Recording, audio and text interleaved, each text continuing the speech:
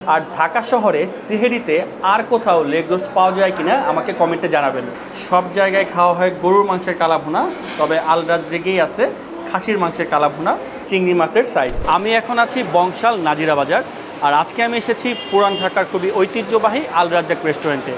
আর রোজার মাসে আল রাজ্জাক রেস্টুরেন্ট সেহরি পর্যন্ত খোলা থাকে, আর আজকের সেহরিটা আমি এখানেই করব। এই হচ্ছে আল রাজ্জাকের মেনু। এখানে সেহরির জন্য আলাদা কোনো মেনু নেই, তারা রেগুলার যে আইটেমগুলো বিক্রি করে সেইগুলোই আপনি সেহরি পর্যন্ত পেয়ে যাবেন। আমার খাবার চলে এসেছে, তো প্রথমে দেখিয়ে দিচ্ছি আমি কি অর্ডার করেছি আর কোনটার কত দাম। মাটন লেগ রোস্ট 400 টাকা, খাসির গ্লাসি, খাসির চাপ দাম হচ্ছে 250 টাকা করে। আর আমরা তো সচরাচর খাই গরুর কালাভুনা, তবে আল রাজ্জাকে আছে খাসির কালাভুনা, এরও দাম 250 টাকা। আর মাছ থেকে নিয়েছি রূপচাঁদা, দাম হচ্ছে 420 টাকা, চিংড়ি মাছ 370 টাকা, বোয়াল মাছ এটাও 370 টাকা। তো আমি খাওয়া শুরু করব পোলাও দিয়ে। পোলাও হচ্ছে প্রতি প্লেট 80 টাকা। আমরা যেহেতু 3 জন আসছি তাই আমরা একটা বড় প্লেট নিয়ে নিছি। আর পোলাওয়ের সাথে খাবো এই খাসির গ্লাসি। এই হচ্ছে মাংসের পিসের সাইজ, সাথে একটা ডিম আছে, আর এই হচ্ছে ঝোল। খাসি গ্লাসি থেকে এখনই আমি খুব সুন্দর একটা মিষ্টি ফ্লেভার পাচ্ছি। মাংসটা নিয়ে নেই, ডিমটা এখন নিচ্ছি না। খাসির মাংসটা দেখেন কি নরম, হাতেই খুলে আসতেছে। তো এখন মাংস খাওয়া যাক, বিসমিল্লাহ। খুবই মিষ্টি একটা ফ্লেভার। তো এখন খাসির মাংস, ঝোল আর সাদা পোলাও, খুবই ঝরঝরে আর ফ্লেভারফুল একটা পোলাও। আর খাসি গ্লাসি থেকে মিষ্টি ফ্লেভার আর সাথে বাটা মরিচের একটা হালকা ঝাল, কম্বিনেশনটা খুবই ভালো। মিষ্টি স্বাদের তরকারি যাদের পছন্দ তাদের খাসির গ্লাসি খুবই ভালো লাগবে। তো খাসির গ্লাসির পর আমি নেক্সট খাবো খাসির চাপ। খাসির চাপের মাংসের সাইজটা একটু বড়, আর চাপটা কিন্তু অনেক মশলাদার। দেখেন তেল মশলায় একদম ভরপুর। তো আমি অল্প একটু চাপ নিয়ে নিই, আর সাথে চাপের ঝোল। তো এখন পোলাও আর খাসির চাপ। খাসির চাপটাও বেশ মজা, দেখে মনে করছিলাম অনেক ঝাল হবে, কিন্তু চাপটা মশলাদার হলো, খুব একটা ঝাল না, আর স্বাদ ভালোই। এরপর খাবো খাসির লেগ রোস্ট।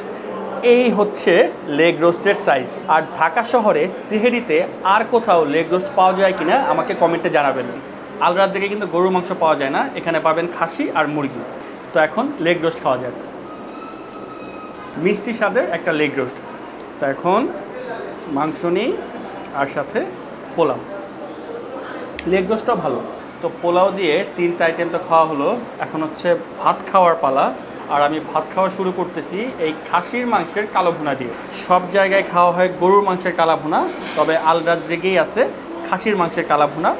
মাংসের সাইজগুলো হচ্ছে আমরা যে তেহারিতে যে বটি সাইজের মাংস থাকে ওই সাইজের। তো মাংস খেয়ে দেখি, খুবই মশলাদার একটা কালাভুনা। আমার কাছে এটার স্বাদটা অ্যাভারেজ লাগছে, আমি আরেকবার খাই।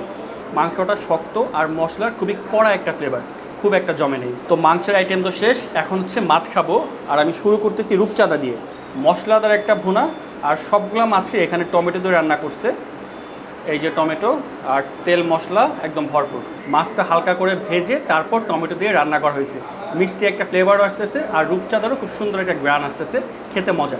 রূপচাঁদার পর এখন খাবো বোয়াল মাছ, 370 টাকা দাম, আর সাইজটা বেশ ভালোই বড়। আর যেটা আগেই বলছি, সবগুলা মাছই এখানে টমেটো দিয়ে রান্না করা হয়েছে, আর তেল মশলায় কোনো কমতি রাখে নেই। খাওয়া যাক।